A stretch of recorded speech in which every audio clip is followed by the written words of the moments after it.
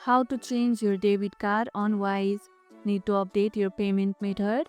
Let's go over how to change your debit card in Wise.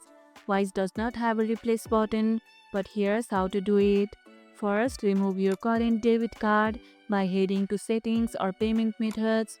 Under your Save Payment options, find the debit card you want to delete. Click on the card, then hit Remove or Delete option. Confirm your decision and the card will be unlinked from your account. Then click Add a new card, enter your updated card details and confirm. Once added, your new debit card will appear during your next transfer. If you are in the middle of your transfer, wait until it finishes before making changes to avoid interruptions. Have you added a new card before? Share your experience in the comments below. And that's how you can change your debit card on Wise.